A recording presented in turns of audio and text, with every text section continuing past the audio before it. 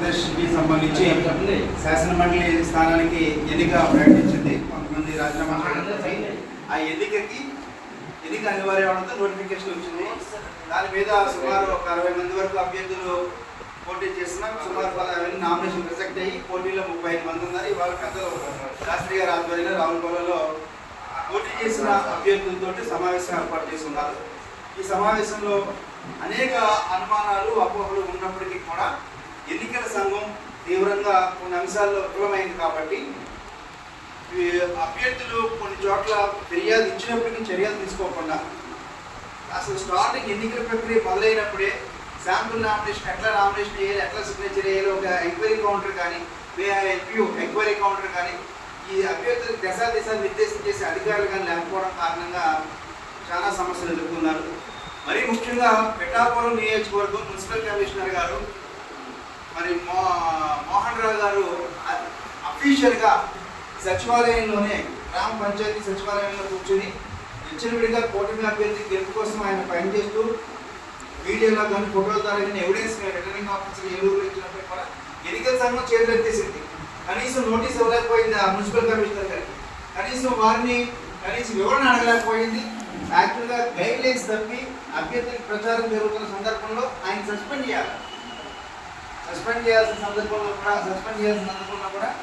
Suspend చేయకుండా కనీసం వివరణ కూడా తీసుకోకుండా వ్యవహరించడం చాలా కరెక్ట్గా లేదు. ఈ ఎన్నికల ప్రక్రియలో కౌంటింగ్ విభాగంలో కానీ పోలింగ్ బూత్ లోపల కానీ అనేక అనుమానాలు అపోహలు ఉన్నాయి కాబట్టి అక్రమాలు ఉన్నాయి కాబట్టి మేమేమో రీకౌంటింగ్ కానీ రీపోలింగ్ కానీ విషయం కాకుండా న్యాయస్థానానికి కొంచెం వెళ్లాల్సిన అవసరం కొన్ని చేశారు. గతంలో మేము ఎన్నికల నిఘా వేదిక ఆధ్వర్యంలో కూడా పనిచేసి ఉన్నాము. ఎన్నికల గైడ్ లైన్స్ మీద, నామినేషన్ ప్రక్రియ మీద, పోటీ మీద కూడా ఉన్నాయి. మరీ ముఖ్యంగా మాకు ఎక్కడ అన్యాయం జరిగింది ఏంటంటే అసలు మైక్ పర్మిషన్ కానీ వెహికల్ పర్మిషన్ కానీ కావాలా వద్దా అన్న దాంట్లో స్వచ్ఛత ఇవ్వలేదు ఎవరు. కొంతమంది అభ్యర్థులు వాళ్ళు ఊహించుకుని మైక్ పర్మిషన్ కానీ వెహికల్ పర్మిషన్ కానీ కావాలని అడుగుతున్నప్పుడు వాళ్ళు ఏం చెప్పారంటే అక్కడ ఉన్న మీరు లోపలగా ఉన్న రిటర్నింగ్ ఆఫీసర్ అక్కడికి వెళ్ళి కనుక్కోండి, అక్కడ లోపల పోలీసు జిల్లా ఎస్పీ దగ్గరికి వెళ్ళండి అన్నారు. ఈ లోపల కాలం కాస్త గడిచిపోయారు. ఇట్లాంటి అనేక అనుమానాలు అపోహలు ఉన్నాయి కాబట్టి మా మాస్టర్ శాస్త్రి గారు కొన్ని పాయింట్లు రేట్ తీసుకున్నారు. ఈ పాయింట్ల ప్రకారంగా రాబోయే రోజుల్లో అటు న్యాయస్థానంలో రోడ్ల మీద కానీ బయట కూడా మేము పోరాటం చేయడం సిద్ధంగా ఉన్నాం. త్వరలోనే రావులపాలెంలోని ఎన్నికల నిఘా వేదిక ఏర్పాటు చేసి భవిష్యత్తులో ఇలాంటి సమస్యలు పునరావృతం కాకుండా పంచాయతీ కానీ శాసనసభ కానీ పార్లమెంట్ ఎన్నికల్లో ఒక బలమైన యంత్రాంగంగా మేము అందరం అభ్యర్థులు అందరం పోటీ చేసిన అభ్యర్థులు అందరం ఒక జేఏసీగా, ఒక యూనియన్గా, ఒక టీమ్గా ఏర్పడి డాక్టర్ బిఆర్ అంబేద్కర్ కోనసీమ పరిధిలో కానీ ఉమ్మడి తూర్పుగోదావరి జిల్లా సమస్యల మీద మేము పోరాటం మీద సిద్ధంగా ఉన్నాము.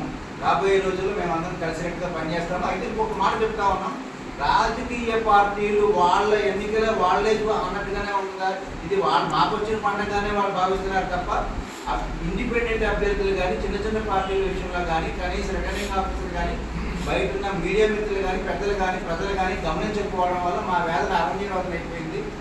ఈ పోటీ చేసి మేము అవతల వాళ్ళకి టార్గెట్ అయ్యామో తప్ప మేము రోడ్డును పడ్డామే తప్ప పోటీ చేసిన అభ్యర్థులకి సరైన సముచిత గౌరవం లభించలేదన్న ఆవేదన ప్రతి అభ్యర్థిలో కూడా ఉంది. కాబట్టి ఎన్నికల సంఘం ఇట్లాంటి రిఫార్మ్స్ తయారు చేసేటప్పుడు ఖచ్చితంగా గైడ్లైన్స్ ఇచ్చి పరిశీలించాలని చెప్పి మేము కోరుతున్నాం. జేటీ రామారావు, సామాజిక కార్యక్రమం.